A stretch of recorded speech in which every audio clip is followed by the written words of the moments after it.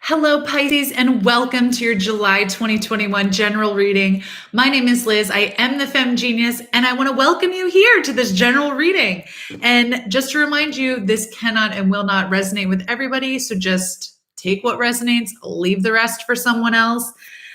If you want a private reading, I do have private readings open right now, and I'm running a special for the month of July, which is 25% off all of my readings and tarot mentorship through my website. Just use code JULY at checkout, and all that information is down in the description box below.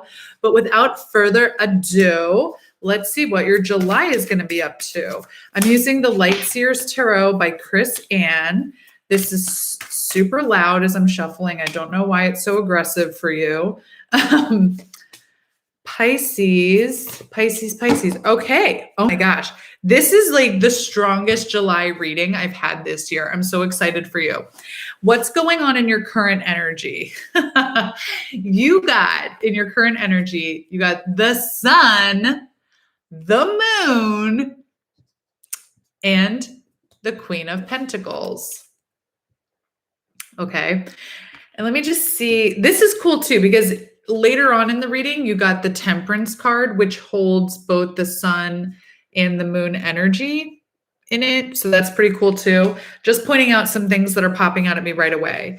But so it's like with these two coming out together, which is super rare, it's just letting me know like there is very strong energy going on with you right now, which is not surprising because Neptune is in retrograde right now and you're a water sign and you're in a water season, you're in Cancer. So whether your sun, moon, rising, or some other big placement of Pisces in your chart, this applies to you. And it just means that there's a lot of major, almost like archetypal changes happening in your life, which means like the whole way that your life is organized, how you see yourself, how you see others, like what is being illuminated for you.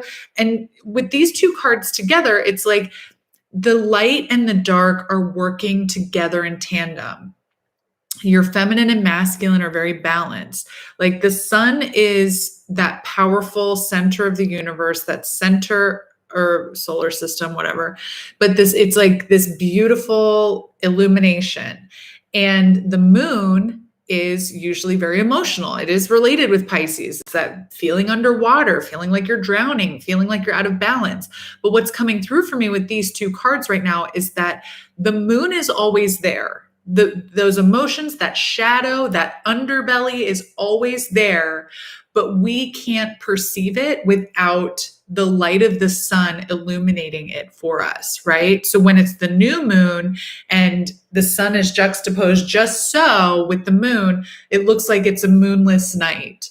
When really it's just because it's not being illuminated. So what this is telling me is that your shadows are, if it feels like there's a lot like coming up and your days are almost going like a roller coaster where you're like, I feel great. Oh my God. Why? Like, I feel like crap.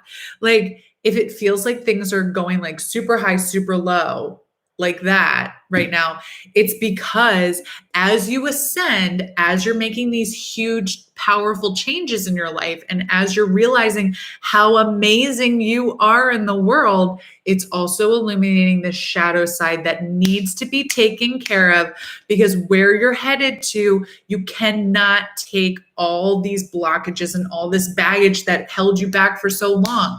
You just can't. That's not how this works. You cannot take low vibration energy to higher vibrations with you.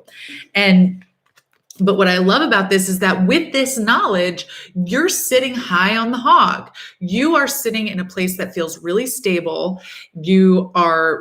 This feels like it's the sun to me, like you're holding on to that illumination and allowing it to wash over you, allowing it to create new and old growth patterns, changing the old growth patterns so that way you can bring in new and lasting growth, allowing yourself to bring in this new stability, allowing yourself to really move forward into this time where you're not going to be constantly like up, down. Okay. Part of the journey this month is 9 of Cups, 7 of Wands, and Temperance. So again, this is the Nine of Cups. As you can see, they're like leaping in the sunshine. It's amazing. Jumping from the treasure. All your cups are filled. You know that everything you need is within your reach. You're super activated. You feel amazing. You're super zazzed up for the whole world. But then there's Seven of Wands. So if this is, and I'm just going to hold these up again, like it's like sun and moon energy again. And what's really cool is that these two cards both have that sun and both have their arms up like hurrah. And these are both, you know, they have these big orbs like the moon. Okay. And this almost looks like it's her, but with her hair piled on her head. To me, this is how the tarot speaks to me. But the Seven of Wands can really be talking about overcoming conflict, feeling a little bit defensive, having to put yourself in your bubble and zen out because of all the crap that's being thrown at you. So it's like while you're taking that leap, allow yourself, when you see those moments where you just want to leap for joy and you just are like, yes, allow yourself to go there, because that's what buffers the times when you're like, and I've got a lot to deal with, but the sun is still shining from within you. So allow this stuff to just play out this month. Allow yourself to be lifted by the treasure that's unfolding with you, and allow yourself to be secure in the bubble as you work through the stuff that's coming up. And it's all about balance. It's all about knowing. See this angel? It's all about knowing that you are guided and protected. It's about knowing that you can balance it. It's about knowing that you're not given at any time, you're not given more than you can handle. And then it's all about a flow, that sometimes the sun's going to be up and sometimes the moon's going to be up. It's like day cycles, yearly cycles, seasonal cycles, menstrual cycles, like everything cycles through. So even if it feels like these cycles are collapsing and it's just happening really fast, or even simultaneously where it's like really, really good and really, really bad, know that you are being given this energy to support you of knowing like when to move and when to go in, when to let that masculine doing take over and when to let that feminine being take over, and allow yourself to just be in that Pisces flow with it, because that's how you're going to get to the solution. That's how you're going to overcome, and you're actually going to elevate and get to deeper things that actually have real meaning. Because in your outcome by the end of this month, where you're headed to is Queen of Swords. I love that you had Queen of Pentacles in your current energy and you're moving to Queen of Swords, where it's like she's sitting here with her eyes closed, and here her eyes are quite open. Also, she feels similar to me to the Seven of Wands, where they're both sitting on these cushions. But it's like here she's almost sitting in like a desert, like red rocks. And here she's sitting next to the sea. So I'm just going to point that out. So you had Queen of Swords, Death and Rebirth, and the High Priestess. And what's cool about this Death and Rebirth is that it's almost like you're looking into here and it's showing me like the forest back here.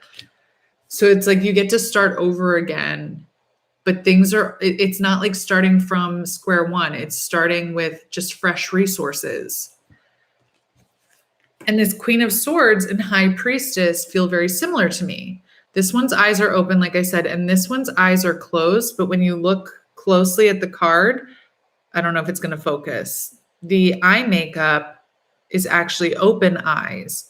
So it's like your eyes are becoming open and aware of new perceptions that are going to aid you in your navigation of your life, in the navigation of your thoughts, in the navigation of your intuition. And you're going to really be able to trust yourself.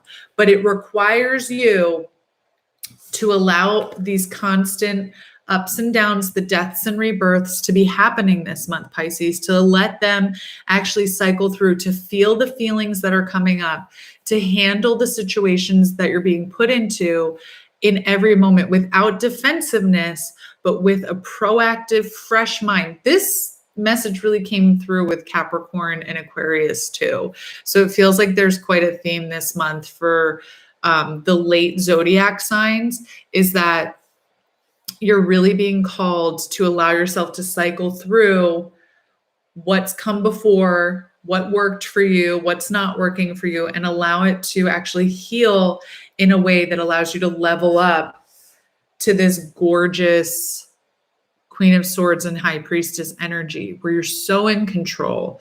You know your direction. You know you can trust the information that's coming through. And it starts cycling you, like you continue the cycle of death and rebirth, but it feels like it's much more fluid. It's not as up and down as like 9 of Cups and 7 of Wands, or the exact, like the polar opposites of the sun and the moon. So I hope this helped. I wish you a wonderful July. You can get through this. You can do this. It's just going to require you to really stay present and focused in every moment. Like I said, if you want a personal reading, just check the description box below. And otherwise, I will see you in August. I love you, Pisces. Bye.